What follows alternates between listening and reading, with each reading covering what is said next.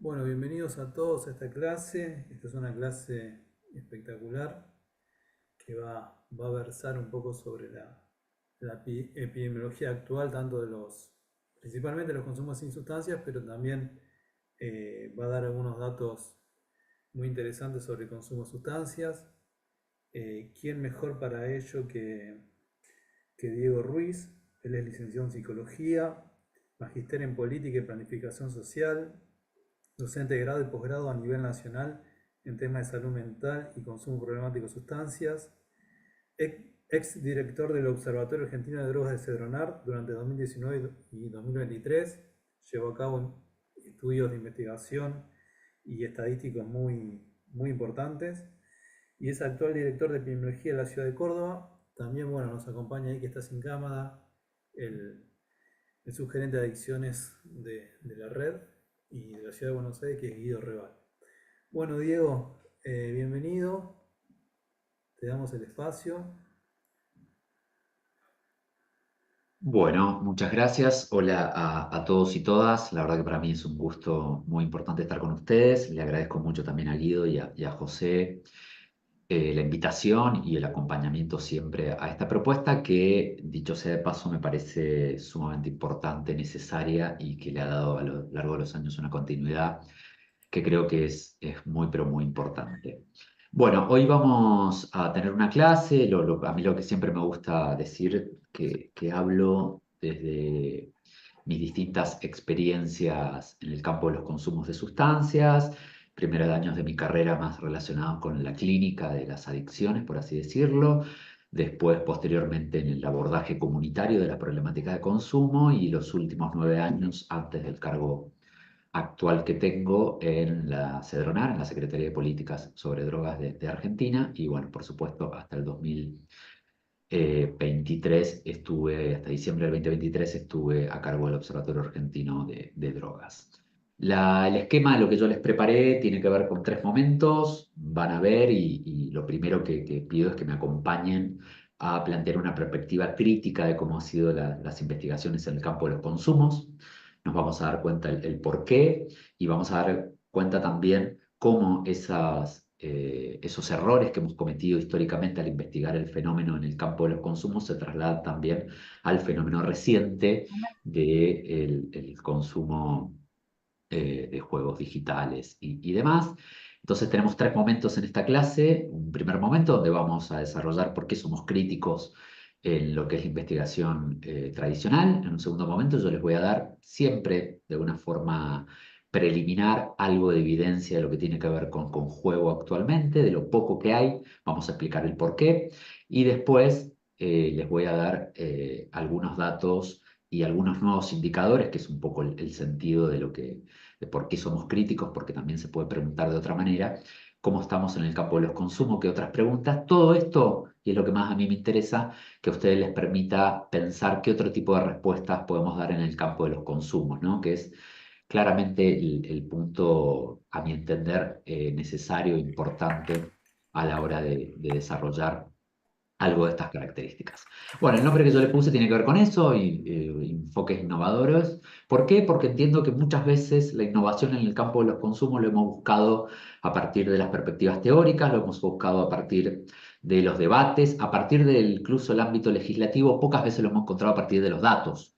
Entonces, mi premisa fundamental es que un abordaje distinto, alternativo en el campo de los consumos también puede ser pensado de los datos.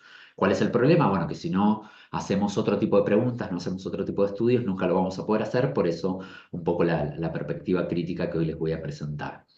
Tiene 3 momentos esta clase, que los acabo de repasar. Yo lo que voy a hacer, y les pido ahí la colaboración de ustedes, cuando frenemos en cada uno de estos 3 momentos, siempre voy a dar lugar a preguntas, de manera de que, porque son 3 temas muy distintos, de manera de que si ustedes tienen alguna pregunta, algún aporte o algo por el estilo, me lo pueden ir haciendo, de manera de que a partir de ahí podamos pensar cuáles van a ser las posibles alternativas o preguntas que vamos a ir desarrollando. Bueno, acá un poco de lo que tiene que ver con el plan de trabajo. Yo sospecho que ustedes lo están viendo bien, cualquier cosa me van diciendo. Pero bueno, nos vamos en primer lugar a hacer una pequeña reflexión sobre las investigaciones en el campo de los consumos. Ahí ya les doy como un pequeño anticipo, ¿no? La fragmentación de los datos y la ciencia despolitizada como el gran problema que tenemos en el campo de los consumos.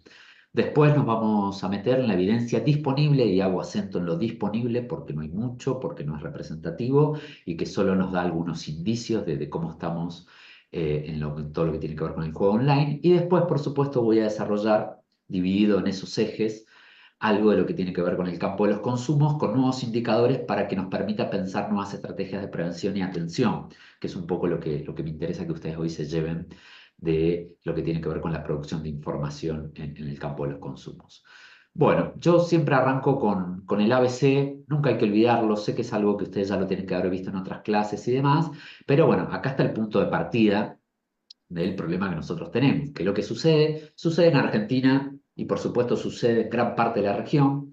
Del 100% de recursos que se destinan al abordaje de la temática de los consumos, venimos hace años clavados exactamente en estos mismos porcentajes. El 80% se va en atención y tratamiento, un 15% en estrategias de prevención y un 5% en investigación. Entonces, bueno, claramente gastamos mucho en atención, lo cual obviamente es correcto, pero poco de eso lo investigamos, entonces generalmente siempre reproducimos mucho de los errores que no nos permiten modificar algo de las estrategias. Ahí también, por supuesto, si ustedes analizan, hay varios estudios que así lo dicen, el discurso de los decisores políticos van a ver que la palabra prevención se repite mucho, sin embargo vemos que después eh, se invierte muy poco en prevención y mucho de lo que se invierte en prevención no son programas basados en evidencia. Entonces ahí de vuelta tenemos un problema bastante importante. Les recomiendo, después se los voy a dejar en la bibliografía, hace muy poco en Brasilia, junto con la Agencia Europea sobre Drogas, lanzamos una plataforma que se llama Evidencia Viva, la cual me tocó formar parte, donde recopila algunos de los programas que se han implementado en la región y que están basados en evidencia. Aconsejo no solo que la visiten para ver cuáles son esos programas, sino también por si ustedes tienen iniciativas de prevención con alguna especie de evaluación, sería muy importante que las registren en esa plataforma porque la idea es dándole visibilidad. Pero bueno, cuando analizamos ese 5% de inversión en investigación, nos damos cuenta de que están basadas en un paradigma abstencionista punitivo, donde ese paradigma abstencionista punitivo toma indicadores construidos de una perspectiva muy reduccionista que, por supuesto, nos limita de forma completa la complejidad de la temática. Esos indicadores basados en paradigmas tensionistas no nos ayudan a pensar lo que después, en teoría, nosotros decimos que es la complejidad de la temática. Sin embargo, después cuando lo vamos a estudiar, solo estudiamos patrones de consumo y aspectos ligados a las sustancias en sí mismas. Entonces, bueno, ahí tenemos un problema bastante importante y que, por supuesto, este tipo de investigaciones, lo habrán visto ustedes con juego online, lo que hace es favorecer la creación de estereotipos y narrativas estigmatizantes. Si nosotros solo preguntamos por patrones de consumo, después los titulares de los diarios son el 80% de los jóvenes consumen determinada sustancia y la verdad que eso no nos ayuda a romper algunos estigmas muy característicos de esta temática. Entonces, por eso yo le pongo mucho peso a la investigación, porque entiendo que mucho de las narrativas ligadas al campo de los consumos son alimentadas por investigaciones que van apuntaladas con indicadores específicos desde el paradigma de la epidemiología clásica, sin poder incorporar otro tipo de indicadores, que es lo que intentamos hacer con la última encuesta que realizamos en el marco del observatorio y que yo les voy a traer algo hoy en la fecha. Bien, primer punto de partida, un poquito para analizar cuáles son las principales problemáticas que tenemos. Bueno, en primer lugar, en el campo de los consumos hay una fuerte desautorización de saberes. Ahí parecería que esos otros saberes que no tienen que ver con el campo más formal, sino que son saberes más de los actores que están en el día de la temática y por supuesto de los propios usuarios, son siempre desvalorizados y siempre tomamos el saber propiamente dicho de, bueno, en este caso los profesionales o los investigadores en sí mismos, ¿no? Entonces ahí ya tenemos un primer problema, porque la mayoría de las investigaciones van y solo toman la voz de esos actores más formales. Ustedes se van a dar cuenta que en la mayoría de las investigaciones hay poca voz de los colectivos usuarios y demás, y a partir de ahí claramente ya tenemos un problema de representatividad que la mayoría de las investigaciones no lo contempla. En segundo lugar, la invisibilización de problemáticas de grupos poblacionales. Acá, por supuesto, la temática de géneros es fundamental, pero también todo lo que nos pasa con otros grupos poblacionales que no son tomados, no son representativos y demás. Entonces, por supuesto, después damos datos dando cuenta de que incorporamos esos grupos poblacionales, pero después sabemos que estamos haciendo solo inferencias de los grupos más hegemónicos. Entonces, claramente ese es el segundo problema que tenemos en materia de investigaciones. Y, por supuesto, la desigualdad en la valoración del conocimiento, ¿no? Parecería que cualquier otro tipo de investigación que no provenga de un campo académico queda por fuera. Entonces, estos serían como los tres grandes problemas que nosotros visualizamos y por los cuales somos críticos de cómo se ha construido el conocimiento en el campo de los consumos. ¿Qué planteamos o qué nos parece importante para poder responder o los datos nos puedan dar otro tipo de saberes? Bueno, en primer lugar, un enfoque que contemple la trayectoria de vida de las personas. Ningún consumo puede interpretarse si no tenemos en cuenta la trayectoria de vida de las personas. Uno solo cuando da un indicador de prevalencia, sin tener en cuenta el recorrido o algo de la trayectoria de estas personas, bueno, generalmente siempre se queda. Sabemos muy bien que consumo no es igual a problematicidad. Entonces, desde esa perspectiva, un enfoque integral que comience a pensar cómo podemos construir indicadores sensibles a la trayectoria de vida de las personas es importante. Por supuesto, las historias personales y colectivas nos vamos a dar cuenta que las prácticas de cuidado en materia de consumo son principalmente colectivas. Sin embargo, cuando vamos a estudiar las prácticas, generalmente siempre lo hacemos desde una perspectiva subjetiva. Y por supuesto, algo no menor, que con el estudio que hicimos con el indicador que tiene que ver con clima educativo, pudimos conocer algo de eso, que nada tiene que ver en el consumo si no incorporamos lo que tiene que ver con los contextos económicos, políticos y culturales. Ahora nos vamos a dar cuenta cuando presentemos algunos datos que de acuerdo al nivel de ingreso del hogar, las prevalencias y los niveles de consumo se modifican, por lo cual seguir indagando aspectos con patrones centrados exclusivamente en la sustancia no nos permite una comprensión acabada. Por supuesto, un abordaje transversal y popular que nos permita construir un saber de prácticas situadas, ¿no? De vuelta.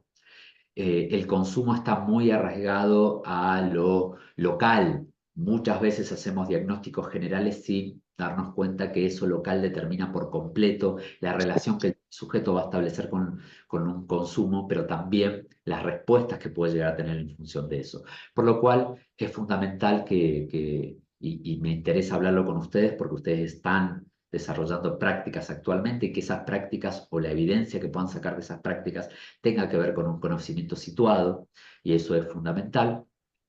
Y que, bueno, algo de lo que vengo diciendo, ¿no? Que este desafío implica, por un lado, trascender las mediciones centradas exclusivamente en la sustancia y los patrones de consumo. Esto no es fácil, quiero decir, hay todo un sistema incluso internacional que marca con cuestionarios estandarizados, que si uno se corre esos cuestionarios muchas veces es fuertemente criticado. Y en ese sentido yo los invito a que rompamos los estándares tradicionales, que nos podamos hacer otro tipo de preguntas cuando vayamos a investigar este campo de los consumos, ¿no? Entonces un poco ahí es lo que me interesa que podamos pensar. Bueno, hasta acá una breve, después hay mucho escrito, en la bibliografía dejaremos algunas cosas.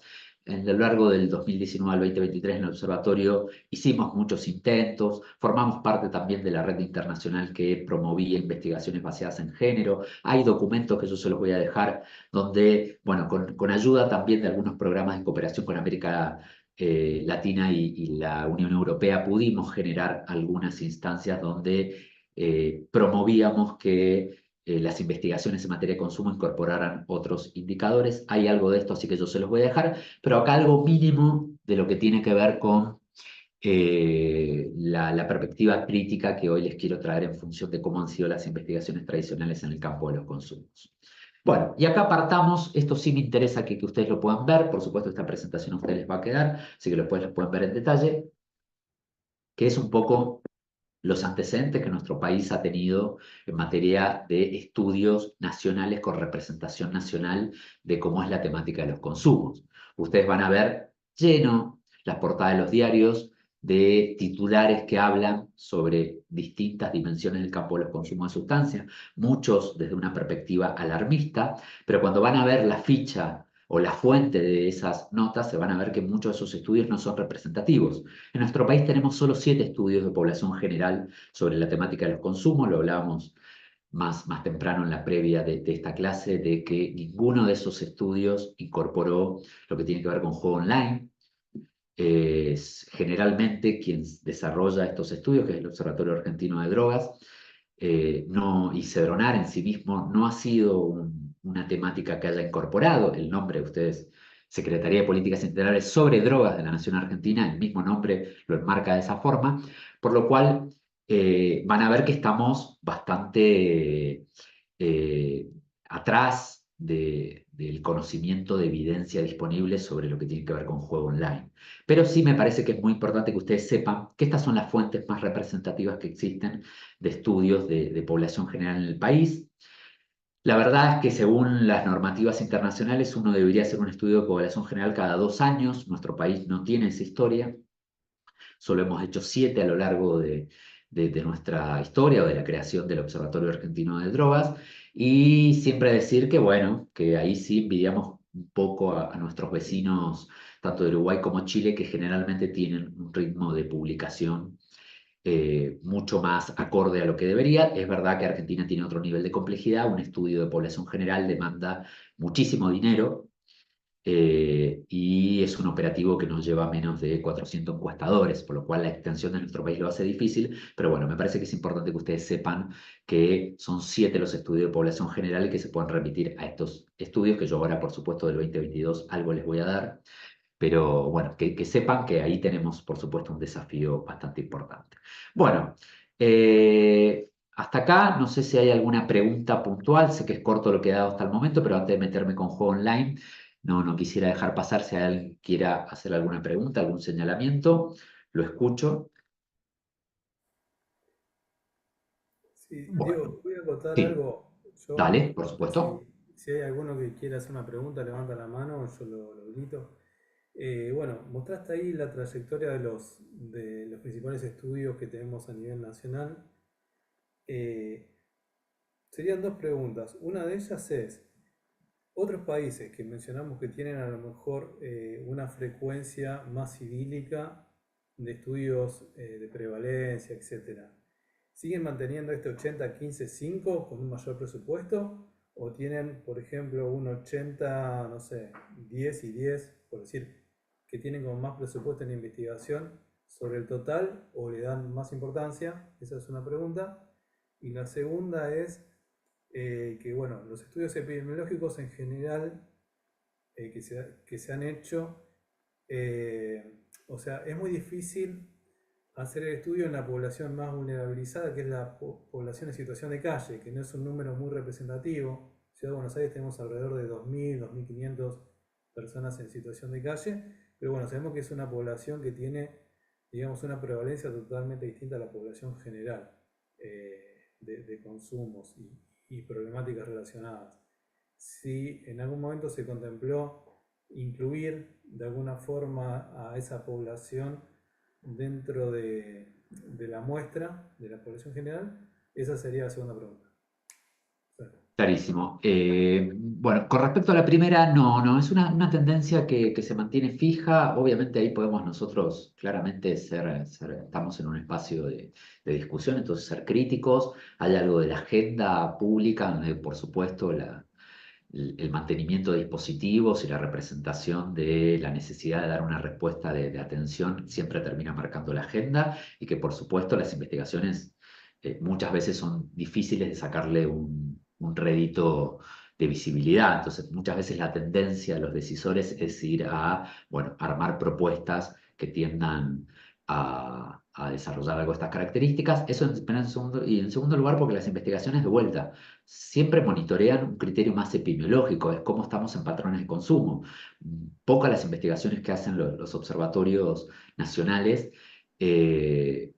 invitan a poder pensar otro tipo de cosas. Entonces yo creo que ahí es un doble juego, que la agenda de los decisores muchas veces la investigación lo tienen como algo lateral, de bajo presupuesto. Hay algo que existe, lo digo mínimamente, pero se llama el Consenso de Lisboa, que es un poco el acuerdo en el marco de la agenda internacional de qué estudios deberían desarrollarse o qué lo deberían hacerlo los países. Y bueno, ahí ustedes van a ver que claramente esos estudios tienen todavía una perspectiva epidemiológica muy tradicional. Y en segundo lugar, respecto a lo que tiene que ver, perdón, me habías dicho sobre la segunda pregunta. Sí, sobre esta población Ah, sí, de la base que población. generalmente no se incluye Bien. en los estudios. Sí, los observatorios tenemos distintas estrategias. Es verdad que los estudios de población general nos permiten sacar una radiografía a nivel país. Eso te permite monitorear de cómo va evolucionando el consumo en un determinado país. Existe otra categoría de estudios que se llama estudio en poblaciones específicas, que son estudios donde algunas veces lo hemos utilizado para hacer estudios, por ejemplo, eh, en determinados ámbitos específicos, como pueden ser fiestas electrónicas o lo que puede ser el ámbito de la salud, donde hay abuso de determinadas sustancias específicas que tienen que ver con el consumo de los trabajadores de la salud. Es decir, es una categoría de estudios que se utiliza más específicamente eso. Nosotros, en esa categoría de estudios, decidimos hacer un estudio en una población que lo teníamos a mano, porque es difícil. Ahí, digamos, Cedronar, y entiendo que también Cava eh, puede tener alguna ventaja. Cedronar, al tener dispositivos financiados por la propia Cedronar, las casas de atención y acompañamiento comunitario, uno tiene acceso a ese tipo de población. Entonces hicimos dos tipos de estudios. Uno específico que tenía que ver más con los usuarios del programa Potenciar Acompañamiento, que por la propia característica de accesibilidad a un programa de esas características era una población vulnerable. Y después nosotros hicimos mucho esfuerzo de poder sistematizar algo de lo que tenía que ver con la información de las casas de atención y acompañamiento comunitario. Pero generalmente cuando uno quiere ir a investigar una población de esas características, es importante utilizar la categoría de población de estudios específicos y sí tener mucho cuidado en lo que tiene que ver con los procesos de estigmatización. Generalmente es información que uno la tiene que pasar por un comité de ética y de calidad, porque, bueno, muchas conclusiones tienden a estigmatizar, también lo que sucede con género, ¿no? Tienen a estigmatizar a una población, generalmente no son representativos, entonces uno no puede hablar por toda la población y demás, entonces suelen ser estudios que se realizan, se utilizan más para la toma de decisión y no necesariamente para la publicación, porque si no uno tiende a estigmatizar, pero bueno, hay algunos, no es representativo, vuelvo a insistir, pero hay algunos bien específicos. Buenísimo.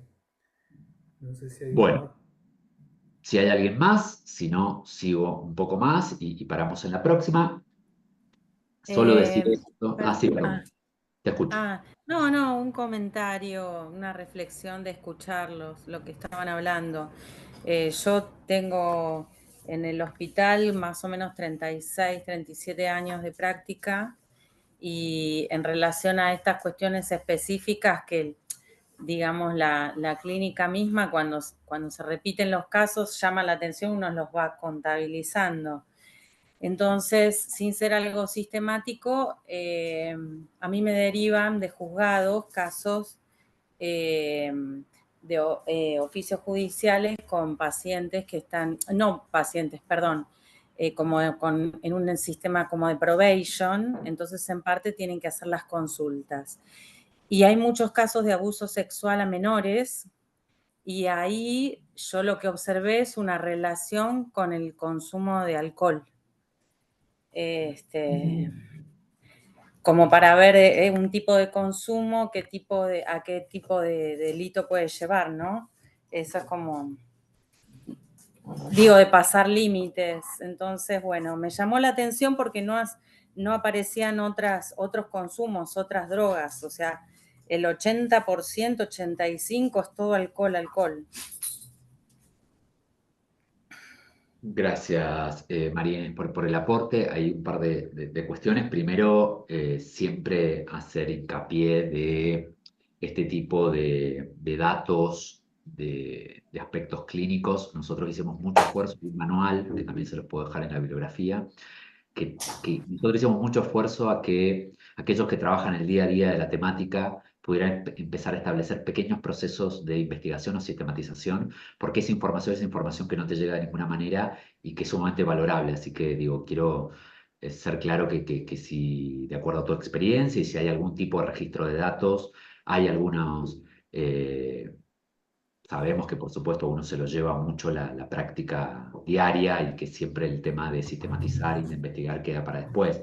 Pero digo, lo quiero dejar claro porque hicimos un esfuerzo ahí de poder brindar algunos materiales pedagógicos que nos permitan generar esos procesos porque que es información interesante. Y lo otro, que obviamente también lo podemos ver, ustedes saben que la vinculación entre delito y consumo, hay mitad de la biblioteca que refiere aspectos de una correlación y mitad de la biblioteca que trabajan. No me voy a meter a trabajarlos hoy porque nos llevaría una clase entera, pero sí los invito a Alejandro Corda, a mi entender es uno de los que mejor trabaja el tema consumo y prácticas delictivas, así que lo invito a que lo puedan profundizar porque ahí es importante, es un debate muy candente, hay muchos organismos internacionales presionando mucho para todo lo que tiene que ver con justicia alternativa o en la temática de consumo. Yo creo que hay una cuestión de derecho que no debería trabajarse de esa manera, pero bueno, los invito porque hay mucha evidencia disponible para ver eso que muy bien vos estás señalando, esto que te llama la atención.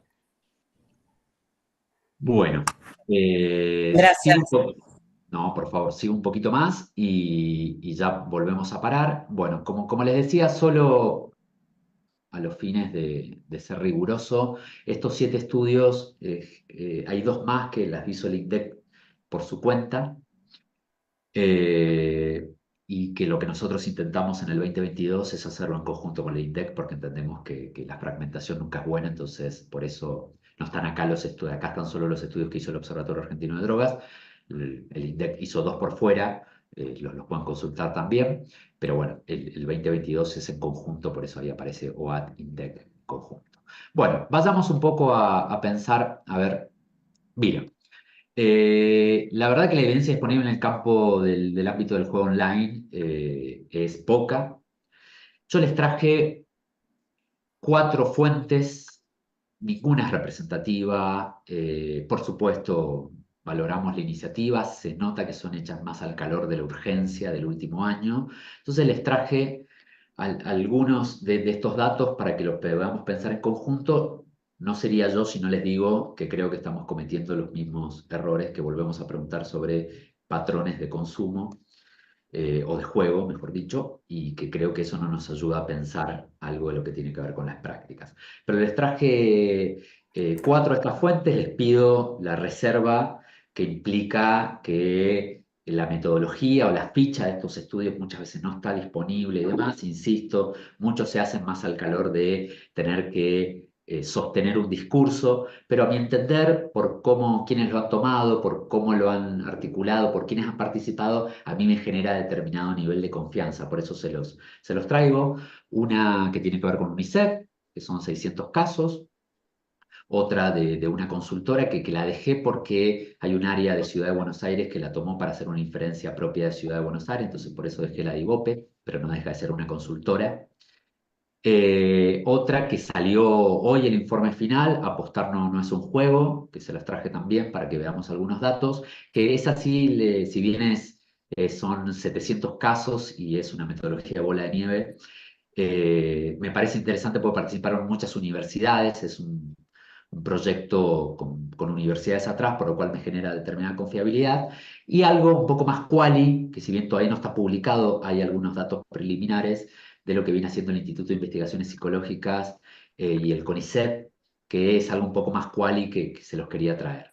Voy a ir pasando por algunas, insisto, no me genera el nivel de confiabilidad para que ustedes puedan decir esto es un número fiable, pero sí son tendencias que nos permiten pensar algo de lo que está sucediendo hoy con la temática. Todas ellas están entre 2023 y por supuesto la última de Apostar no es un juego que se acaba de publicar, si bien el campo se hizo hace unos meses, hoy se acaba de publicar, entonces son información bastante reciente para que nos permita pensar.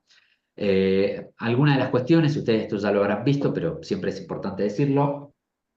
Sí, lo que tenemos comprobado de que algo del orden de los factores que hacen populares esta práctica de consumo tiene que ver necesariamente, obviamente, con la publicación, sobre todo en redes sociales, pero ahí hay algo de lo que tiene que ver con la accesibilidad y la publicidad que en otras cosas que nosotros lo hemos podido como controlar, por ejemplo, en el caso del tabaco. El tabaco tenemos información, evidencia de que la prohibición de las publicidades tiene un efecto de baja de los niveles de prevalencia, por lo cual, bueno, en juego online esto no está regulado, por supuesto, tanto youtuber como tiktoker claramente terminan haciendo un nivel de accesibilidad que lo vemos como un problema. Lo que dije recién, la falta de regulación, han salido muchas jurisdicciones a hacer regulaciones, pero no tenemos una regulación nacional que marque. Yo creo que ahí, y esto ya lo digo ahora para que quede bastante claro, yo creo que no tenemos que cometer el mismo error que hemos cometido con el campo de los consumos de sustancias. La regulación es el camino necesario y no es la prohibición, sino es la regulación, y creo que en lo que tiene que ver con juego online entre los adolescentes, si bien no es exclusivo de los adolescentes, la mayoría de estos estudios se han centrado en los adolescentes. Yo creo que la falta de regulación es un problema que vamos a tener. Por supuesto, la facilidad en acceder a billeteras virtuales, ahí hay una correlación que tenemos que pensar las billeteras virtuales como un mecanismo muy, pero muy sencillo. Todo lo que tiene que ver con la disponibilidad de las plataformas y obviamente los dispositivos tecnológicos que hacen que tengamos en la mano casi durante las 24 horas la posibilidad de un juego o casino online, entonces eso por supuesto también lo hace. Y bueno, el libre acceso a páginas y demás, que yo insisto, si armamos un plan de regulación, creo que es importante que les prestemos atención a este tipo de aspectos. Bueno, arranquemos con el primero. Este es un sondeo que hizo UNICEF en conjunto con una organización que se llama Bienestar Digital. Son 600 adolescentes, insisto, se ha centrado en adolescentes, la mayoría de estos sondeos, que se hizo entre junio y agosto del 2024. Es un campo bastante corto, pero bueno, el nivel de casos alcanzados me permite confiar y que haya este UNICEF atrás también. Primero, lo que nos va a decir la mayoría de este tipo de sondeos, ¿no? 7 de cada 10 conoce alguna web o app que tiene que ver con las apuestas online. Primer punto de partida, tiene un nivel de llegada muy masivo, que 7 de cada 10 consultados nos marque el conocimiento, nos habla claramente que el nivel de penetración, insisto, no es igual a problematicidad, insisto, soy muy crítico del concepto de ludopatía juvenil y demás, pero sí tenemos que reconocer que hay algo del orden de la penetración de este tipo de prácticas que, bueno, le tenemos que prestar atención. Segundo, que lo vamos a ver en los otros sondeos, bueno, el nivel de acceso, ¿no?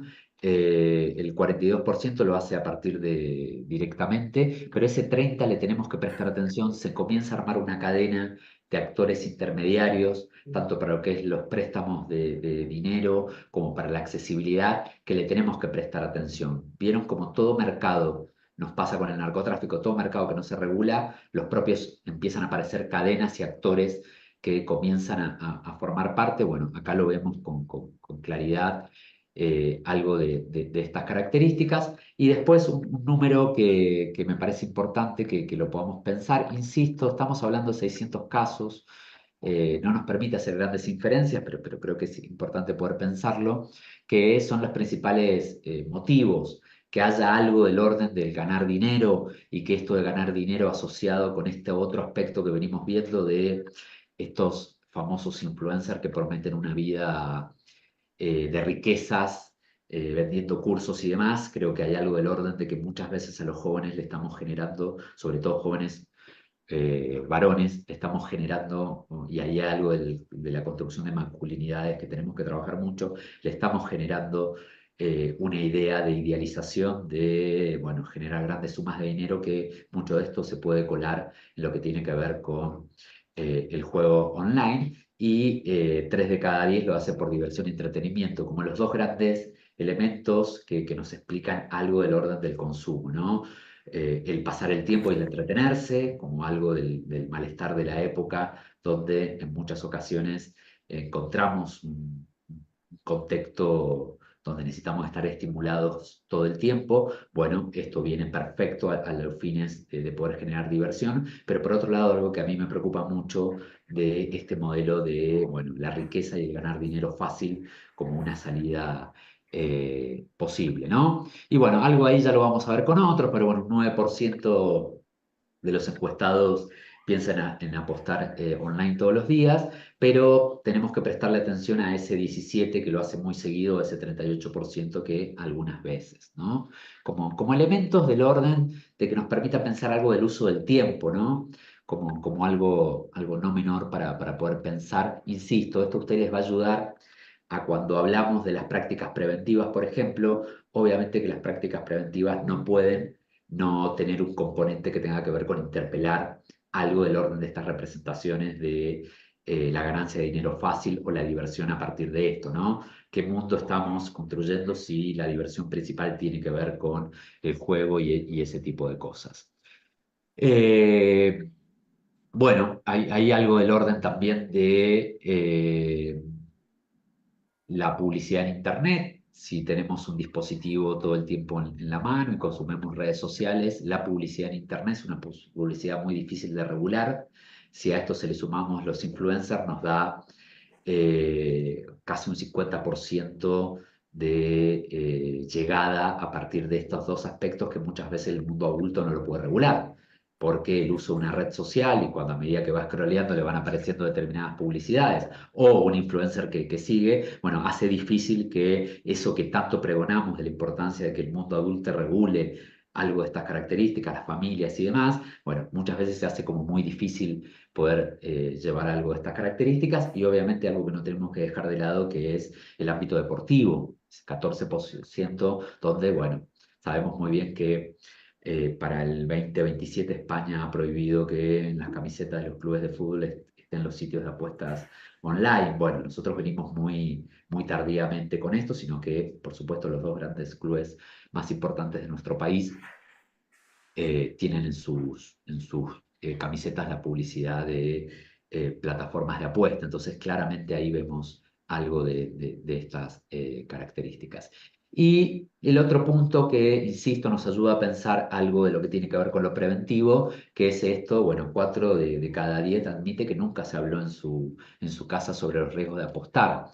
Un 39 solo ha tenido conversaciones esporádicas. Acá de vuelta, yo soy muy crítico de siempre pongamos el foco en los adolescentes, las responsabilidades son los adolescentes, donde claramente el mundo adulto poco de esto lo puede ver. Entonces, bueno, algo de estos datos nos están marcando la necesidad de trabajar esa dimensión que siempre la dejamos para el final.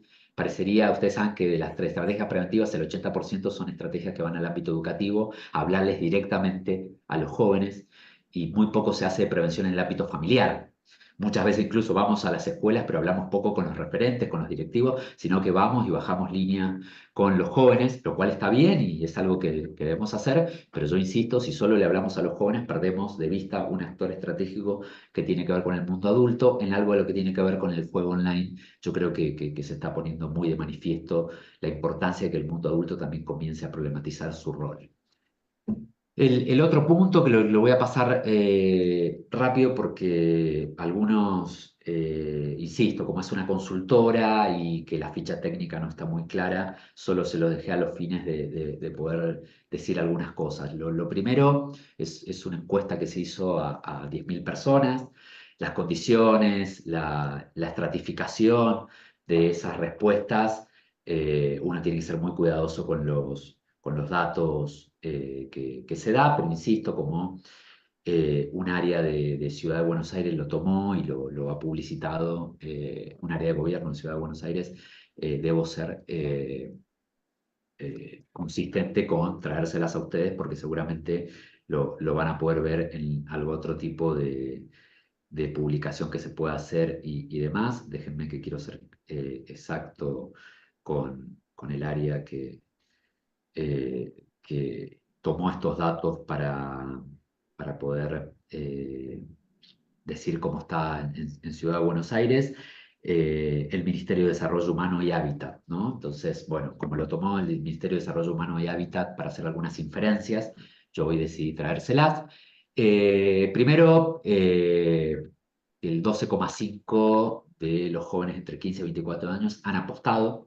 Eso nos marca un nivel alto insisto, de penetración, y que por supuesto una franja etaria que en la cuestión de los consumos también lo invisibilizamos bastante, que es la que va de 24 a 34 años, aumenta un 15,5. Generalmente, como siempre, le prestamos atención a los jóvenes, pocos vemos a esa franja que va de 24 a 34 años, si bien no es exactamente adolescentes, sobre todo la franja de 30 en adelante, hay que prestarle bastante atención. Y algo que sí me parece importante de este sondeo, de que en la zona metropolitana, es decir, en los grandes centros urbanos, es un poco más alta la extensión de quienes han apostado. Creo que esto es un fenómeno que tiene mucho que ver con los grandes centros urbanos y que tenemos que prestarle atención. Yo creo que hay que hacer una estrategia diferenciada por centros urbanos y algo de este sondeo que nos los corrobora. Después, simplemente, la frecuencia. A mí me interesa mucho la frecuencia en lo que tiene que ver con juego online. Ahí, si bien, por supuesto, la proporción más alta se la lleva menos de una vez al mes, yo creo que hay que prestarle mucha atención a ese 10,1 que lo hace todos los días. Ahí, si bien no podemos decir que es necesariamente problemático, claramente nos están dando indicio de cierta problematicidad. Entonces, hasta acá lo que tengo para decirles es que, por supuesto, es una temática que viene penetrando fuertemente en los jóvenes, sobre todo, que, por supuesto, post pandemia es algo que, si bien no es primitivo de la pandemia, es algo que se acrecentó y que hay algo de lo que tiene que ver con los modelos de construcción de identidad que está muy asociado y que algo que tiene que ver con las problemáticas de la época ligado a la necesidad de estar todo el tiempo consumiendo prácticas digitales que creo que van muy de la mano con algo de estas características. Avancemos un poquito más y dejo para preguntas, para que lo vayamos viendo más puntualmente. Y esto que me pareció importante que lo podamos ver y demás, algo de lo que la inversión publicitaria, con un crecimiento exponencial de lo que tiene que ver con lo publicitario, como un aspecto importante a prestarle atención y que, insisto, nos vuelve a aparecer el mismo problema de la falta de regulación. 18 de los 24 sitios que aparecen en el relevamiento no cuentan con una licencia, es decir, hay mucha penetración de sitios de juegos y de apuestas que no están con licencia. Eso quiere decir que no están regulados, por lo cual de vuelta la ilegalidad como un elemento esencial. Lo mismo que nos pasa en el campo de los consumos de sustancias, nos aparece en este campo, por lo cual más nos dificulta poder establecer políticas de regulación. Me voy a apostar, no es un juego. Esto se los voy a dejar. Hay un informe casi de 100 páginas que, insisto, salió hoy, que participan muchas universidades, que son 7.000 casos. Si bien llegaron a 10.000 efectivos, son 7.000 casos, más de 7.000 casos, y que el campo de este estudio se hizo entre el 1 de mayo y el 31 de julio de este año. Insisto, el informe salió en el día de la fecha, por eso se los agregué. Primero, frente a la pregunta, ¿escuchaste hablar de puestas en línea? Claramente tenemos un 94,9, casi 95, el porcentaje de quienes contestaron la encuesta que ha escuchado hablar. Es decir, llegó para quedarse. Penetración o conocimiento de un determinado fenómeno es igual a mayor probabilidad de consumo o utilización de ese recurso, por lo cual claramente, le debemos decir, llegó para quedarse el nivel de penetración. Y ahí algo de lo que decía este sondeo de Ibope sobre el crecimiento de un 281% de la inversión presupuestaria y publicitaria, claramente nos marca que este es un poco el resultado. A mayor inversión de pauta publicitaria, mayor es la penetración. Acá fíjense qué interesante, donde si bien el 60,6 no apuesta ni apostó, tenemos un 22 que apostó en algún momento, pero hoy no lo hace, pero ese 16% que está apostando actualmente. Yo creo que a eso le tenemos que prestar atención. Claramente, visto así, fíjense que en los sondeos anteriores hablamos de un 9%, hablamos de un 12%. Bueno, este estudio que se hizo recientemente ya nos habla de un 16%. Insisto, no es representativo, no podemos decir que esto es representativo de nuestros jóvenes, pero sí que nos está marcando de que a este nivel de penetración de lo que tiene que ver con escuchar sobre apuestas en línea, se corresponde con ese 16%, que es un nivel alto, a mi entender, al cual le tenemos que prestar como mucha atención. ¿Cuánto tiempo por día dedicaba actualmente o dedica a las apuestas en línea? Esta es una pregunta solo de los que están haciendo hoy apuestas o apostaron. Ahí tenemos que, por supuesto, casi un 60% lo hacía menos de 1 hora por día. Entre 1 y 2 horas por día es el 13,9%, siempre estamos hablando del 13,9% del 78%, pero yo creo que ahí hay algo de poder pensar, ¿no? Comienza a ocupar un lugar en la rutina de ese sujeto, ¿no? Por más que sea menos de 1 hora por día o entre 1 y 2 horas por día, ya tenemos un porcentaje bastante importante que tiene un consumo diario de este tipo de prácticas, que obviamente ahí conlleva el riesgo de la apuesta y todo lo que tiene que ver con la pérdida de dinero.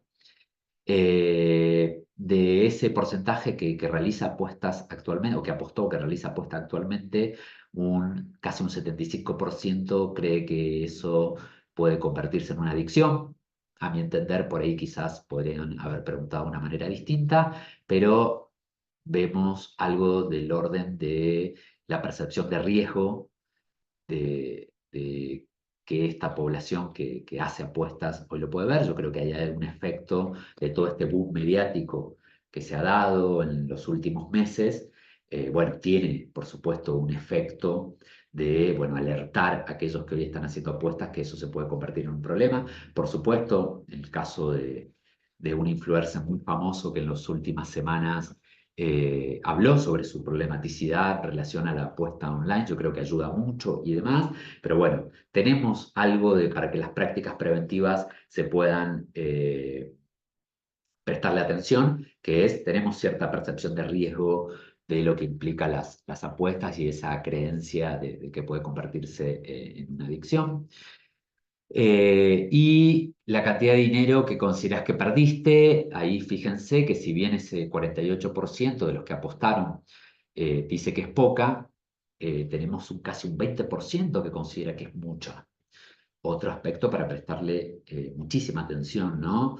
Porque si vemos que esa frecuencia que se está dando entre 1 o 2 horas por día, le sumamos que la cantidad de dinero perdido es mucha, bueno, es importante prestarle como atención a algo de estas características. Por eso insisto, si bien cuando miramos la evidencia nos llama la atención que muchos manifiestan que es poco, siempre esos porcentajes que juegan más de una vez a la semana o que gastan mucha plata son bastante altos para lo que podamos ver.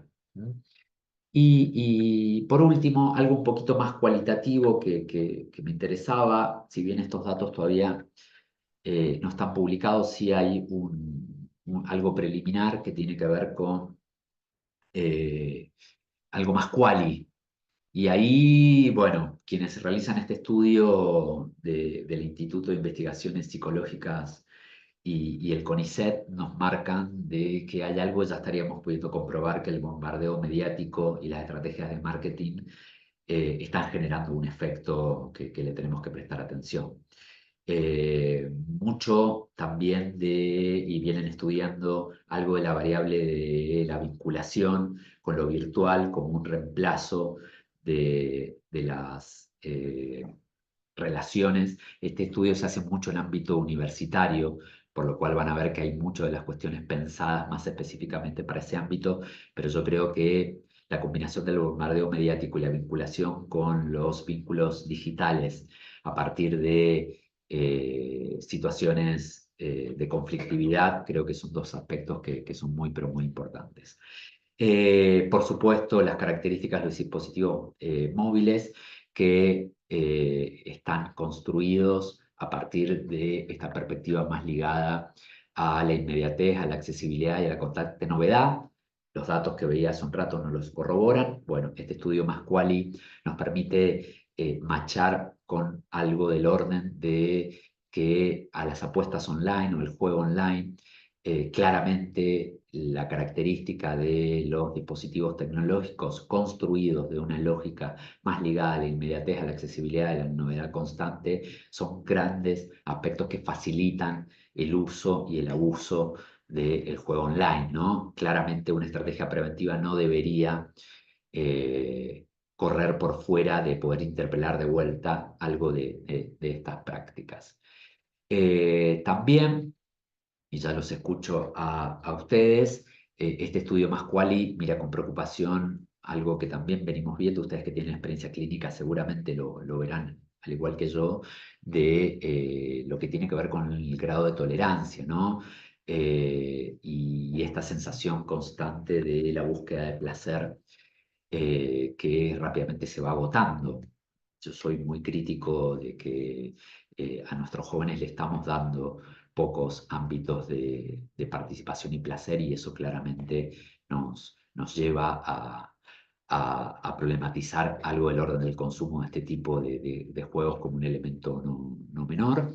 Y sí algo que me parece que es importante, la subestimación o la ignorancia del componente de azar que tienen estos juegos, ¿no? Hay como una alta representación del control, ¿no? Como que muchos de estos juegos, el componente de azar es casi lo que explica gran parte de lo que tiene que ver con las ganancias o las pérdidas. Sin embargo, la representación es que el sujeto tiene alto nivel de control y que de acuerdo a algunas variables más específicas lo pueden llevar adelante. Esta distorsión cognitiva genera obviamente la ilusión de control y se presenta obviamente con mayor claridad en aquellas personas que utilizan las apuestas de juegos deportivos como un elemento a prestarle atención. Bien, hasta acá, insisto, repasé 4 estudios bien característicos, arranqué con este de UNICEF, donde bueno, nos deja algo de lo que tiene que ver con la penetración de las apuestas y este componente de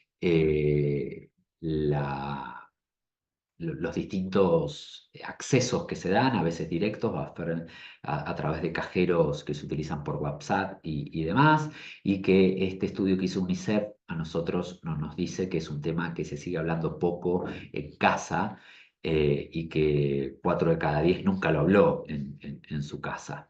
Después este de Ibope, que lo utilicé solo para que ustedes también se lleven algo del orden de lo que tiene que ver con que es un fenómeno más de los grandes centros urbanos, para prestarle atención, y que hay algo del orden de ese 10,1 de personas que apuestan online todos los días, que le tenemos que prestar atención porque eso nos da un indicio de la problematicidad.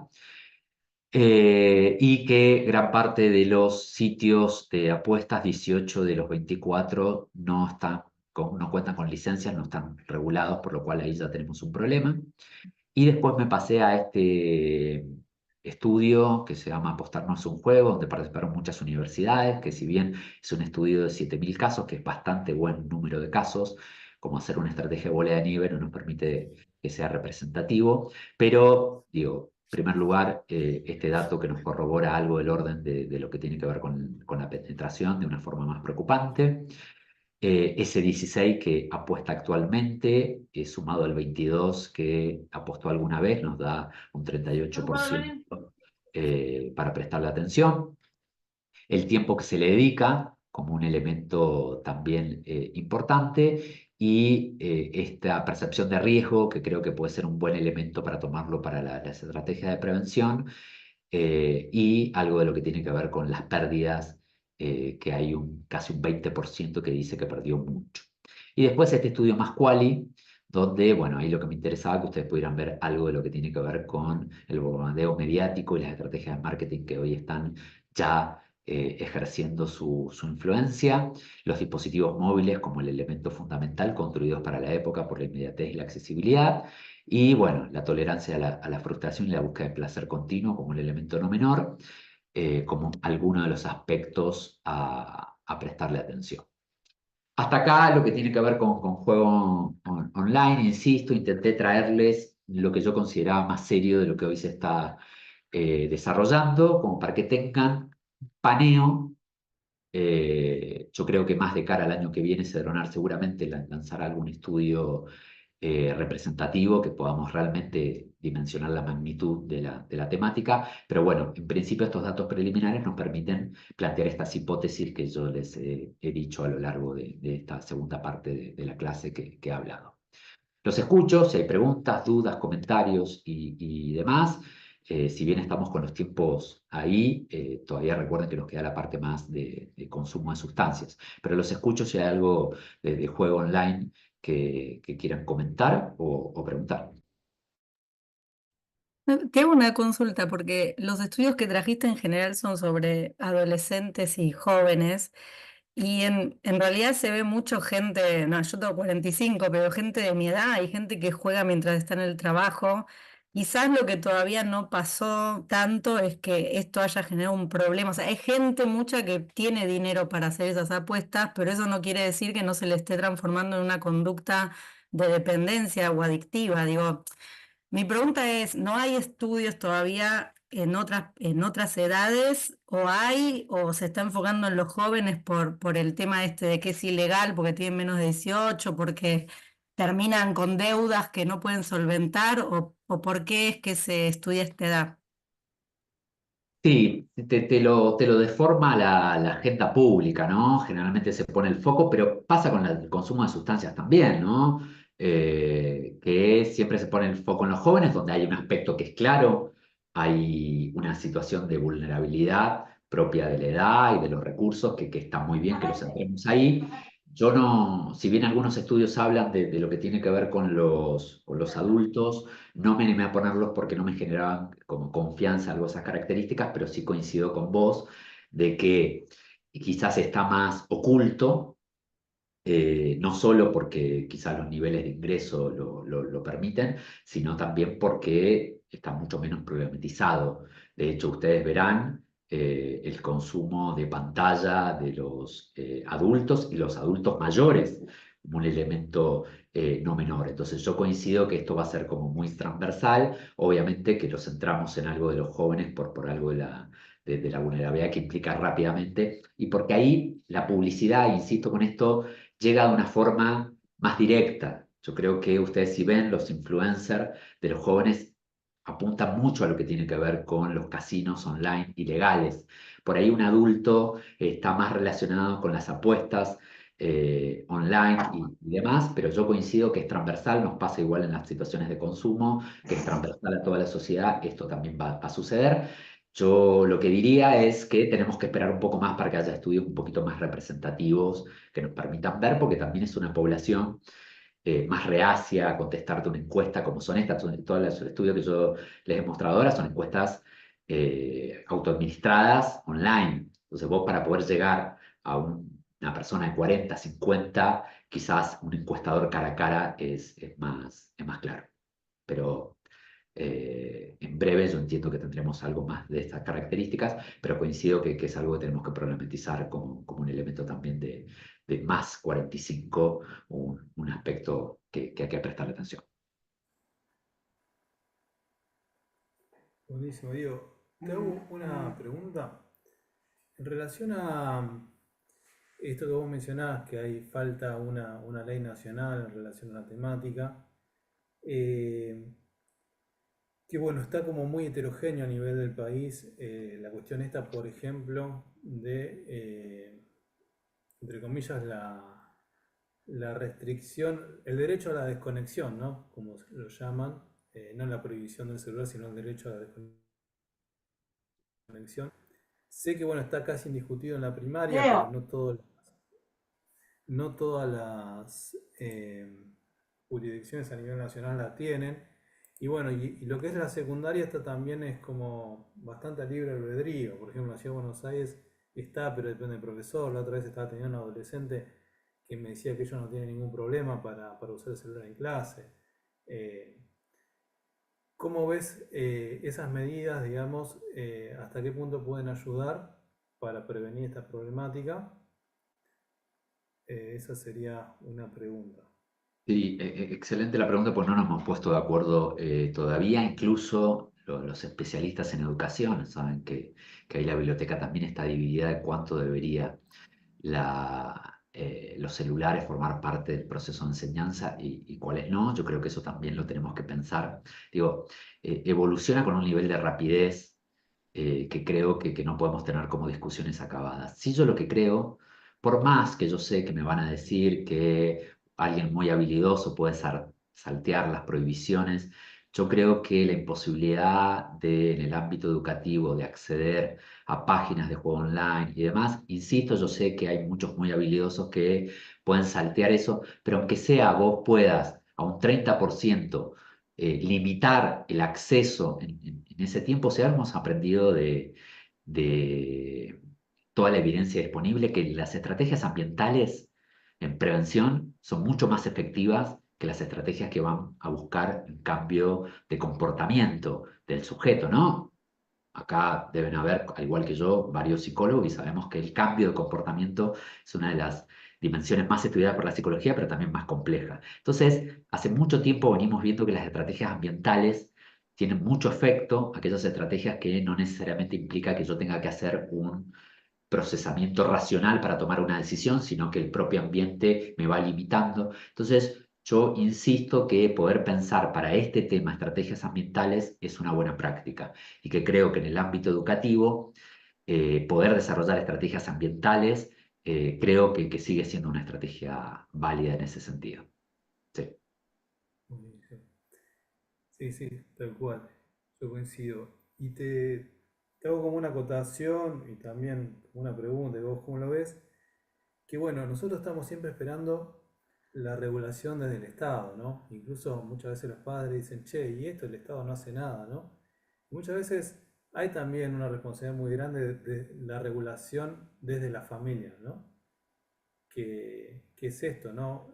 Cuándo te puedes conectar, supervisar, que sabemos que hay grandes falencias en la familia, pero bueno, lleva implícito lo que sería también la regulación, una regulación, digamos, dentro de la familia, dentro de esas figuras de referencia de los jóvenes y niños. Sí, ahí me parece que habrán escuchado que he dicho a lo largo de esta clase de que siento que estamos como cometiendo algunos errores que se han cometido también en el campo del abordaje de los consumos de sustancias. Y ahí yo creo que hay una responsabilidad muy importante de aquellos que tienen sumamente válida, pero una perspectiva, a mi entender, equivocada en relación a los consumos que siempre tienden a lo alarmista, ¿m? El flagelo de la droga y demás, y que hace que cuando a la familia le llegue la información, le llegue de una forma tan alarmista que tiende a tratar de correrse de eso. Ustedes saben muy bien que el terror y el miedo no lleva a que uno tome mayor conciencia, sino que uno trate de evitarlo. Entonces, ese mismo problema que hemos tenido, que muchas veces no hemos ayudado a que las familias puedan hablar del tema drogas en casa, puedan entender que muchas veces el consumo es inevitable en los jóvenes y que van a pasar por una situación de consumo y cómo reconociendo esa situación nosotros podemos establecer estrategias de cuidado, lo estamos haciendo también con esto, ¿no? Entonces, claro, muchas veces eso no se da. Doy el clásico ejemplo, las previas. El gran problema que hoy tenemos con el consumo de alcohol son las previas. Eh, Y en ese sentido, eh, algo de lo que no hemos podido lograr con los adultos es como regular algo del orden de esas características. Aprovecho y ahora si quieren nos metemos y dejamos un ratito para el final a quien hizo el comentario sobre que un ejemplo de regulación es la ley seca de Estados Unidos. No, eso es prohibición. Regulación es otra cosa. La prohibición es gran parte de los efectos negativos que producen las políticas prohibicionistas que hoy imperan en la mayoría de la región, son las que regulación no es igual que prohibición. La ley seca prohibición, y así es todos los efectos que ustedes habrán visto a lo largo de la historia sobre los efectos negativos que trae la prohibición. Yo estoy haciendo, y ahora sí que les muestro una opinión específica de eso, de que tenemos que ir a un esquema de regulación, donde no prohibimos, sino ponemos las reglas de juego. Esto mismo tiene que ser en el hogar. Si en el hogar podemos determinadas reglas de juego, es más fácil que el sujeto se pueda mover por ese límite. Ahora, si nosotros, por ejemplo, en una previa no ponemos ningún tipo de regla, bueno, el exceso es mucho más fácil. No digo que es la panacea o la solución a todo, digo que tenemos mayor posibilidad de lograr determinados acuerdos. Siempre sabiendo que es sumamente complejo y sumamente difícil. Esto lo dejo bien en claro, pero creo que si todo este tiempo hemos probado con prohibiendo como la única medida, quizás regulando podemos tener mejores resultados. ¿Te parece, José, si avanzo un poquito en tema consumo, porque no los quiero como demorar y lo debatimos porque me interesa debatirlo? Dale, dale, joya. Perfecto. Rápido, ¿eh? Después de esto yo igual se los voy a dejar, pero no quisiera que... Les decía, bueno, nosotros en el 2022, en conjunto con el INDEC, hicimos un estudio de población general donde intentamos preguntar otro tipo de cosas, ¿no?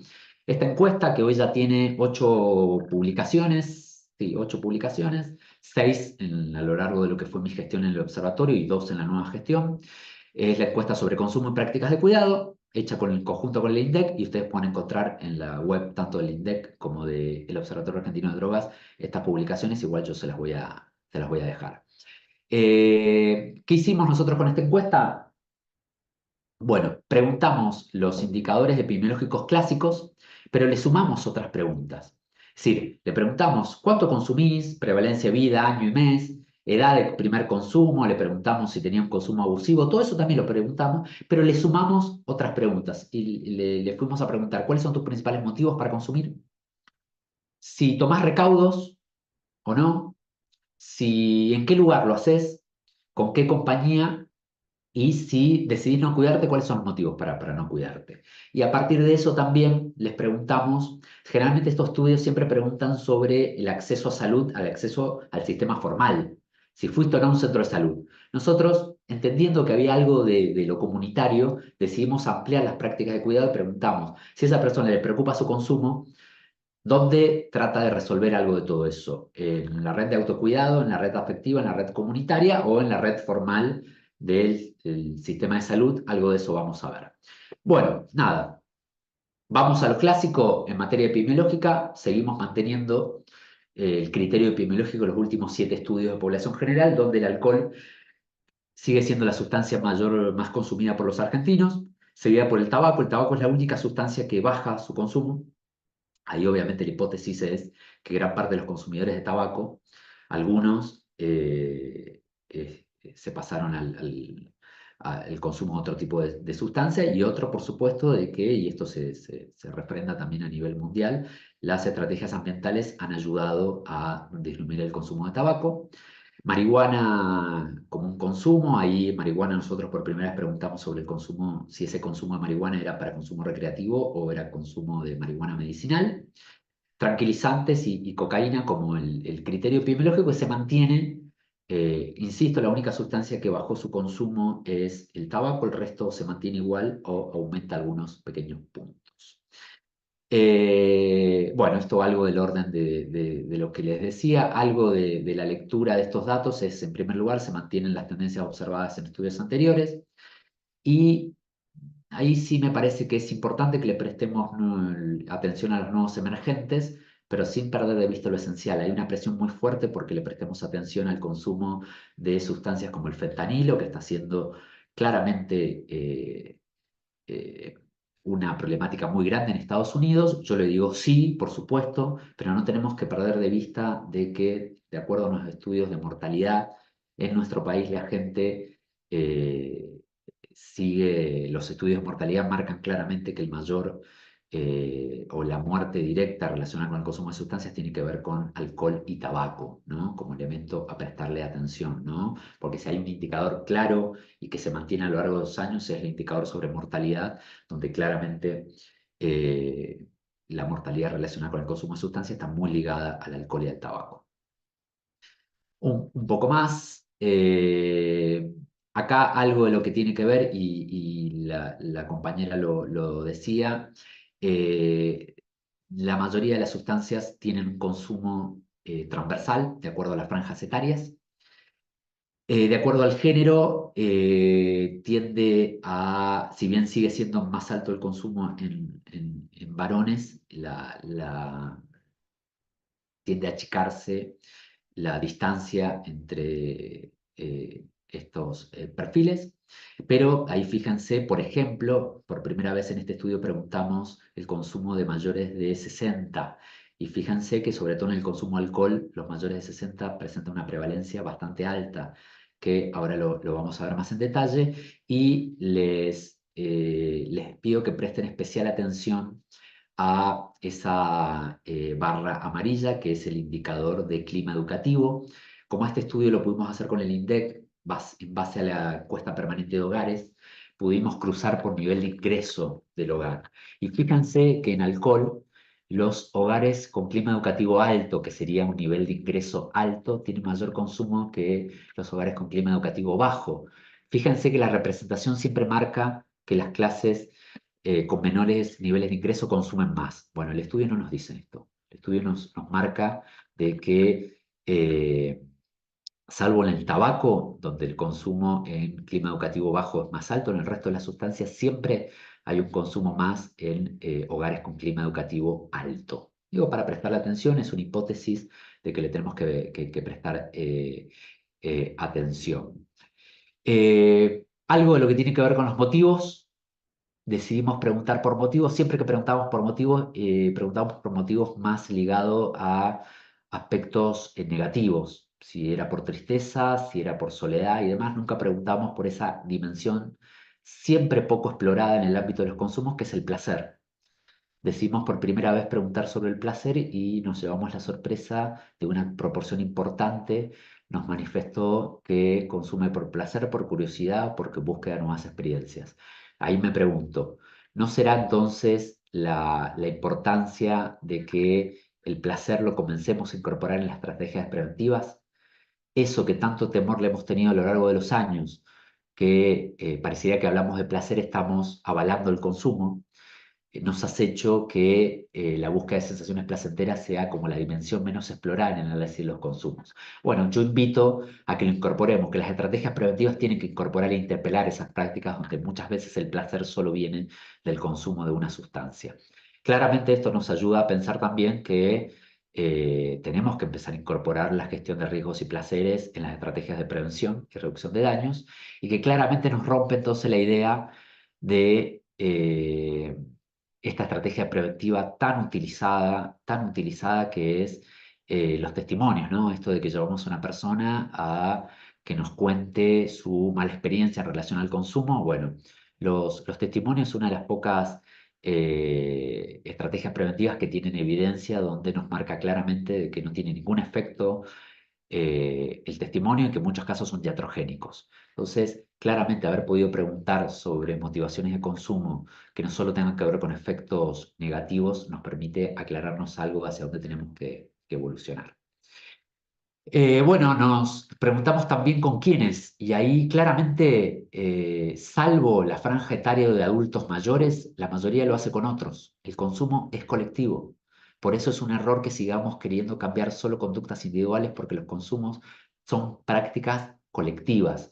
Y esas prácticas colectivas muchas veces se definen en el ámbito del grupo de pares. Entonces, fíjense que salvo la franja que va de 66 a 75 años, donde aumenta significativamente el consumo solitario, en jóvenes, en la mayoría de los casos el consumo siempre es con otros. Entonces, ahí de vuelta, algo del orden de lo que tiene que ver con lo colectivo para pensar las estrategias de prevención y atención. También nos animamos a preguntarles si tomaban algún tipo de recaudo.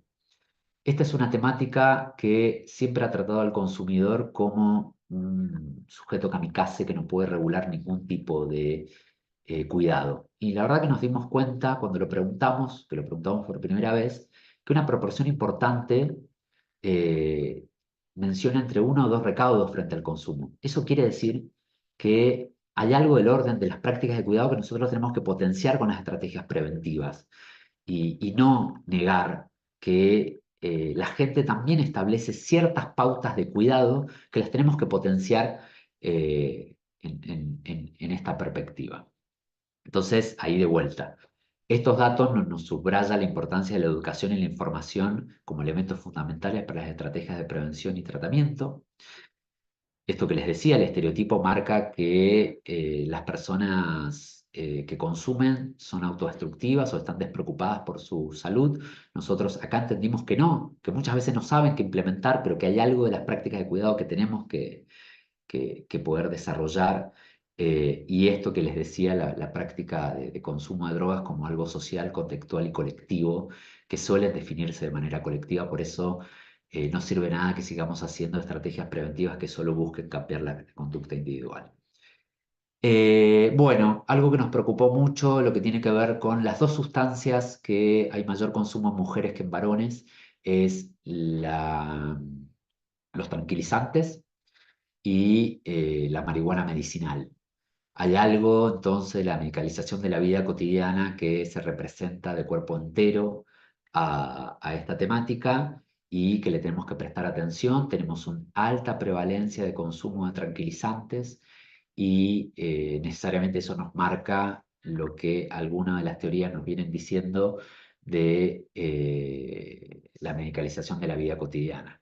¿Qué es esto? Cuando una mujer va a consultar a un centro, a un servicio de salud, frente a eh, sensaciones que son esperables, como la tristeza, el desgano y demás, son más veces medicalizadas que los hombres. Esto lleva entonces que a los botiquenes de la mayoría de las casas de los argentinos exista algún tipo de psicofármaco que muchas veces se receta indiscriminadamente. Y algo que les traje del estudio ASPO que hicimos nosotros hicimos un estudio cualitativo durante el ASPO, durante la pandemia. Y ahí, en ese estudio cualitativo, donde hicimos grupos focales, mientras que los adultos jóvenes, eh, los, eh, los adultos hombres, perdón, nos decían que la pandemia habían hecho que relajaran determinadas obligaciones cotidianas, las adultas mujeres nos decían que la pandemia les había representado una sobrecarga de sus actividades cotidianas y que muchas veces el consumo de psicofármacos venía a aliviar algo de la sobrecarga que la pandemia les había llevado a sus actividades hogareñas, ¿no? Entonces, de vuelta, si no hacemos un cruce con una perspectiva de género en el análisis de los datos, siempre vamos equivocadamente a hacer diagnósticos. Eh, la regulación del mercado de marihuana, le preguntamos a las personas si hacían uso terapéutico de la marihuana, nos da una proporción de un 9,3, quiere decir, y esto fue preguntado antes de la reglamentación de la ley de cannabis medicinal, por lo cual hoy si lo volviéramos a preguntar sería más alto, pero tenemos un porcentaje, un 9,3 de la población argentina que hace uso de marihuana de uso terapéutico. Eso le tenemos que prestar atención a los servicios de salud para ver de dónde está accediendo, qué tipo hace, para qué tipo de patologías y demás, porque de vuelta el mercado también te lo vende como la solución a todo. Entonces ahí invito a que pensemos cómo podemos trabajar también la prevención y la información sobre los usos de la marihuana de uso terapéutico. Y acá también les preguntamos si el porcentaje de personas que se habían informado, habían escuchado sobre países que regularan el mercado de marihuana para uso recreativo. nos encontramos de un alto nivel de conocimiento sobre personas que conocían sobre la regulación, y cuando a esas personas les preguntamos si eh, estaban de acuerdo con la regulación a nivel del país, nos dio que de los que estaban informados, un porcentaje bastante importante estaba de acuerdo. Esto es lo que nos lleva a que en la medida entonces que hacemos estrategias pedagógicas y no alarmistas, tenemos más probabilidad que la gente entienda para qué algo de lo que tiene que ver. Por eso un poco esto es lo que les decía, de la regulación de los mercados, donde no tiene que ver necesariamente con, en un extremo está la prohibición. Hoy la mayoría de los países a nivel mundial se maneja en este extremo que tiene que ver con la prohibición. Hay otro extremo de la pirámide que va como en el acceso sin restricción, y hay algunos países que están transitando una regulación legal responsable, o por lo menos una descriminalización y reducción del daño, que es, a mi entender, lo que nosotros deberíamos evolucionar. ¿Mm? Claramente, y esto, yo soy muy crítico de las restricciones que el gobierno nacional acaba de hacer hacia el uso de la ley de uso medicinal del cannabis, y que claramente son muy poco optimista que en el escenario actual nacional se pueda avanzar, sino que vamos camino a que la prohibición se acentúe como única salida. Un panorama a nivel nacional, pero también a nivel internacional. Muchos países están retrocediendo en algunas legislaciones que habían avanzado, están retrocediendo. Y bueno, algo rápidamente lo que tiene que ver con accesibilidad. Fíjense, solo el 20% accede a una institución de salud. Quiere decir que las personas, cuando sienten preocupación por su consumo, primero consultan a su red afectiva, segundo a su red comunitaria, y recién después van a un centro de salud. Seguimos siendo muy poco efectivos en la llegada de las personas a los efectores de salud, por lo cual nos habla un poco de la importancia de seguir apostando a dispositivos comunitarios y demás. Y acá era toda una reflexión sobre la importancia de avanzar hacia los derechos humanos y las posibles respuestas, pero como les voy a dejar la presentación, ustedes lo pueden ver, pero es un poco una reflexión personal sobre, a mi entender, la importancia que tiene de que avancemos a un enfoque donde la salud pública y los derechos humanos sea quien guíe las estrategias en materia de consumo y, por supuesto, de juego online, donde, insisto, no desde la prohibición, sino desde la regulación, y donde los derechos humanos y la salud pública sean los faros y las guías a llevar adelante. Hasta acá, agradeciéndoles, pidiéndoles disculpas por ahí la rapidez en dar algunos conceptos, pero bueno, quería que ustedes se llevaran un mapa completo de lo que era, por un lado, la crítica a las investigaciones tradicionales, por otro lado, a la evidencia disponible que hay en juego online, de lo poco que hay, pero que ustedes por lo menos se puedan llevar un panorama de que les pusieran dónde son los faros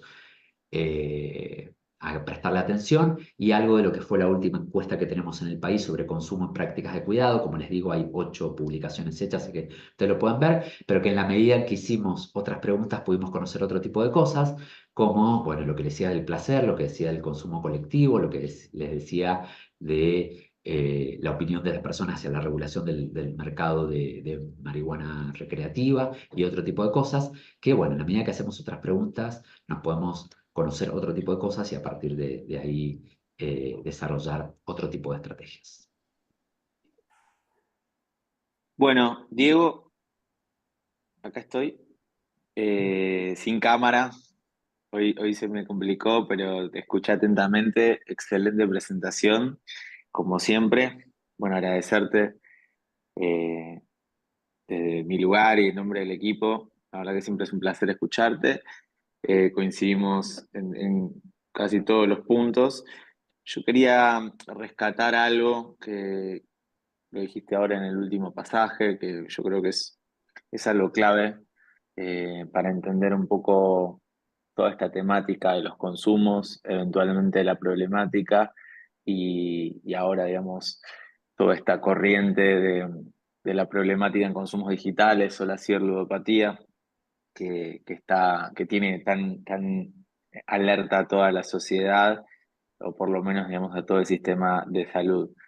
Eh, si no empezamos a considerar y empezamos a actuar en consecuencia en relación a la demanda que evidentemente existe de buscar espacios de satisfacción, espacios de disfrute, de bienestar, y entender que los consumos problemáticos con o sin sustancias muchas veces, al menos en una primera instancia y en muchos casos durante un largo tiempo, ocupan ese lugar y eventualmente sabemos que van a devenir problemático para la persona, estamos errando en el diagnóstico inicial. Y en este punto me parece que es fundamental sincerarnos, y ahí es donde yo muchas veces me entro en una gran impotencia en lo que se escucha en distintos medios de comunicación, como bien decías también, con un retroceso muy marcado, ¿no?, en los discursos, y lo que se hace puertas adentro en la intimidad de cada individuo y en la grupalidad también. Entonces, me parece que volvemos a jugar a un límite muy, muy peligroso, que es, digo algo o se dice algo en lo mediático, y después, bueno, cada uno se permite los placeres y los disfrutes siempre y cuando, bueno, no se exceda, ¿no? Hasta ahí está todo bien. Me parece que tenemos como que ser mucho más sinceros como sociedad, y ahí vamos a estar mucho más cerca de encontrar posibles eh, soluciones, entre mil comillas, ¿no? Sin lugar a dudas, me parece importantísimo lo que rescatás. Por eso yo insisto habernos animado a preguntar sobre si consumen por placer. No lleva a que saquemos un poco la careta de los discursos cómodos, que insisto, no es avalar el consumo, es quizás darnos cuenta que para una porción importante de la sociedad, por el sistema económico, social, la época y demás, muchas veces la sustancia o el juego son los únicos espacios donde puede encontrar placer. Y esto realmente es un problema, ¿no? Porque siempre va a haber algo. Y esto es lo segundo. Si escuchamos un poco, por eso digo, la voz de los propios usuarios, hoy que está en un discurso donde muchos adultos hablando del juego patológico de los chicos, estigmatizando y demás, si escuchamos a los jóvenes, por ahí podemos encontrar o construir esas estrategias de intervención, ¿no? Pero para eso necesitamos cambiar un poco el foco, ¿m? Callarnos un poco más, escuchar un poco más y construir en conjunto las posibles respuestas. ¿No es fácil? No, por supuesto. Pero me parece que eso arranca, como bien decía Guido, con un planteamiento sincero, de que entiendo que el discurso más cómodo es ponerse seriamente a hablar sobre el terror y las estrategias alarmistas. Bueno, seamos sinceros que la evidencia ya nos dice que eso no sirve para nada. Entonces quizás probamos otras cosas, quizás podemos empezar lentamente a tener otro tipo de resultados. Muchas gracias.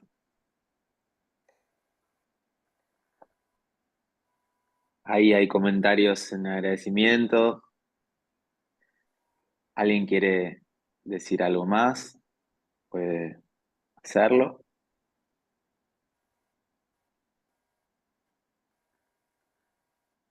No, tengo una consulta porque en la última parte de la clase que presentaste, la investigación era más sobre consumo de sustancias. En los consumos sin sustancias, acá no juega un rol tan importante lo social, ¿no? O sea, parecen consumos más individuales, digo, que el ludópata, ya sea porque juega online o presencial, ahí pareciera, si bien hay otras personas, pero como que consume solo en la situación de dependencia, ¿o no?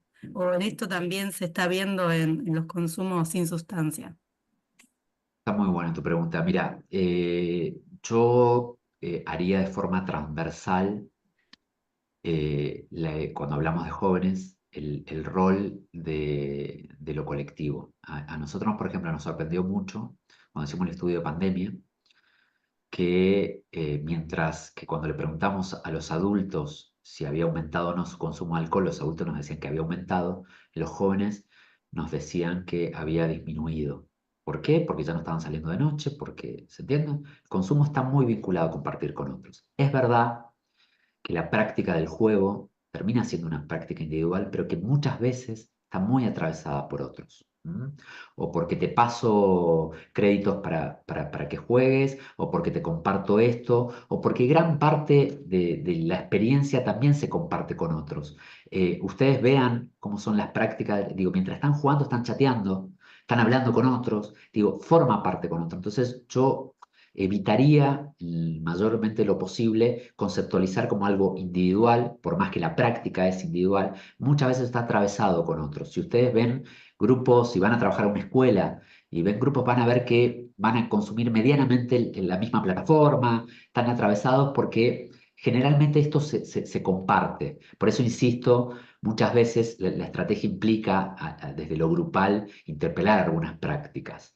Ahora, claramente, y en eso coincido con vos, requiere un abordaje específico. Por el tipo de disposición, por el tipo de práctica y demás, requiere un abordaje específico. Pero yo no lo correría tanto de la dimensión colectiva. Por supuesto, nos sigue faltando evidencia, algo que fui crítico, estos sondeos no preguntan motivaciones, no preguntan con quiénes, sería muy interesante. Pero quizás más adelante tenemos esas preguntas. Pero yo igual seguiría pensando que hay mucho de lo colectivo en este consumo que vivimos ahora de la época. Te Perdón. cuento mi experiencia personal. Yo trabajo en prevención, en atención primaria, trabajo en el ámbito escolar, en el oeste de la ciudad, y nosotros lo que vemos es lo que vos estás marcando ahora, que si bien se comparte como cualquier otra cosa, o se comparte, bueno, la novedad de la plataforma, o, che, ¿cuánto ganaste? No, yo gané tanto. Y lo he visto tanto dentro de la escuela como en los grupos cuando salen de las escuelas, compartir como una cosa más. Y en cuanto a los juegos en línea, incluso ahora hasta los más chicos, los preadolescentes, sexto y séptimo grado, ellos chatean mientras están jugando, sobre todo en los juegos de rol, y tienen grupos, o sea, tienen grupos de amigos que en algunos casos los conservan hasta grandes, ¿eh? 20, 25, siguen teniendo esos amigos que se conocieron y son grupos de diferentes estratos sociales, diferentes edades, hay chicos entre 25 y 15 años, o sea, es muy variado y a pesar de que nosotros escuchamos mucho a los chicos, la verdad es que es un mundo paralelo y totalmente desconocido, que eso asusta un poco. Era mi aporte. Clarísimo, gracias, Roxana. Sí, sí, pienso al igual que vos y que obviamente hay mucho que desconocemos por eso de vuelta a lo que decía más temprano, la penetración de la publicidad o la llegada claramente muchas veces sale por fuera de la regulación de los adultos.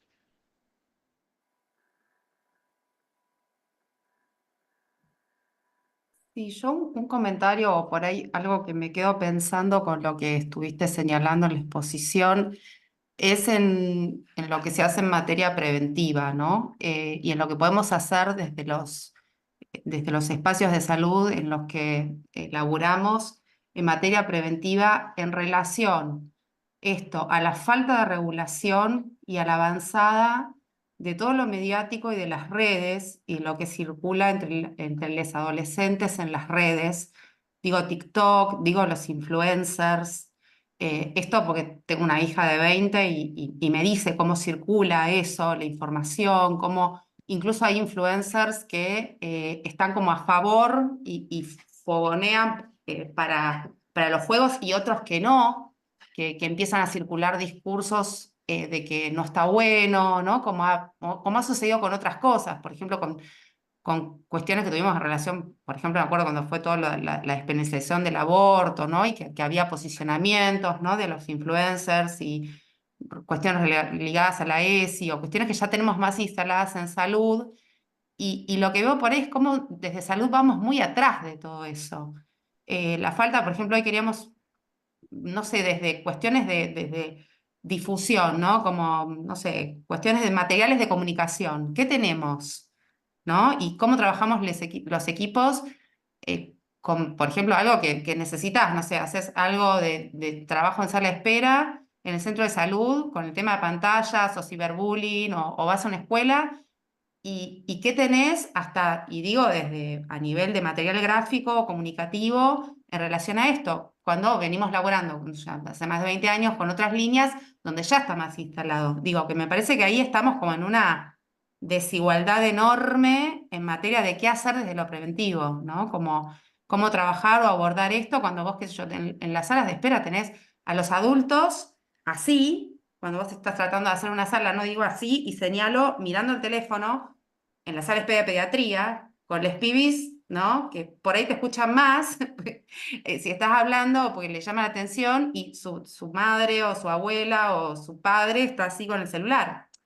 Digo, como que me parece que no hay tanto como para poder trabajar, que queremos laburar estas cosas y nos veo como que como años luz de la problemática en líneas generales. No sé si en todos los equipos, o por ahí acá hay mucha gente en este curso que está laburando más hace tiempo con esto, pero me parece que, no sé, como comentario me quedo pensando en un montón de cosas a partir de la clase, sobre todo como laburar preventivamente, sí colectivamente, y en esto acuerdo un montón con lo que señalaste, pero me parece que está medio difícil la cosa. Sí, sí, sí. A ver, vamos por parte.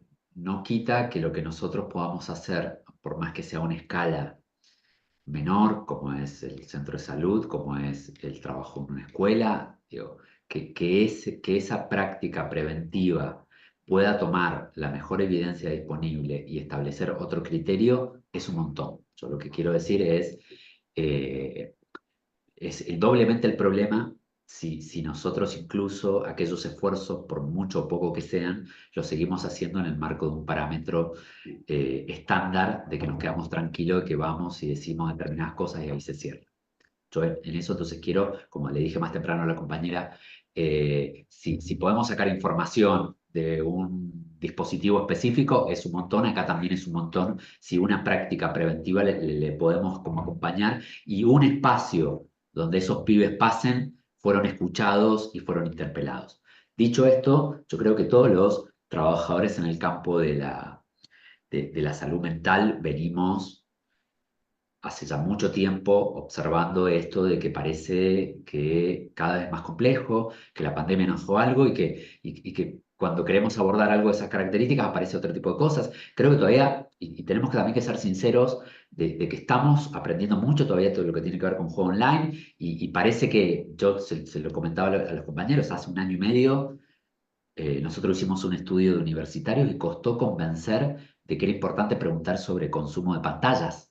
Y hoy ya es un tema instalado, entonces también hay algo de las lecturas sociológicas que nosotros tenemos que hacer este tiempo sobre la velocidad de algunas transformaciones que claramente nos ponen tensión en los equipos de salud mental, que reconozco y que nos excede a los fines de lo que nosotros hoy estamos discutiendo, pero que claramente es un desafío también para la formación de los futuros profesionales porque nada tiene que ver el campo actual con lo que nosotros no nos preparamos. Hoy tenemos que hacer algo en el orden de las respuestas rápidas. Pero bueno, te doy esas dos perspectivas. Obviamente no alcanza porque entiendo claramente a lo que apuntás, pero me parece que es eso, entre que lo que nos toque hacer, que lo podamos hacer de una forma acorde a los criterios, a la preocupación que vemos de que, bueno, en materia de salud mental, consumo y demás, estamos en una situación que muchas veces sí llegamos atrás, eso es así y es para seguir discutiéndolo.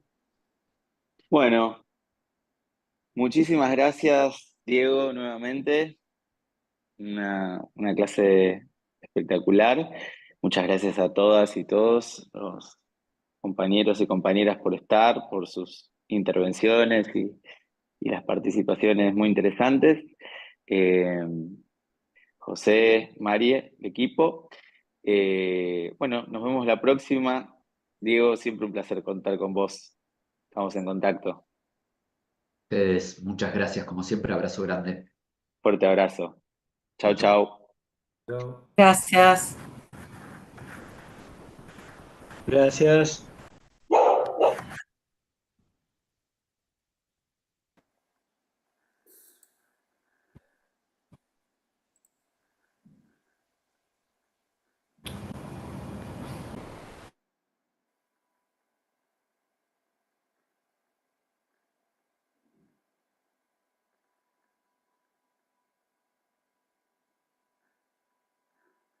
¿Terminó la clase? Sí, terminó.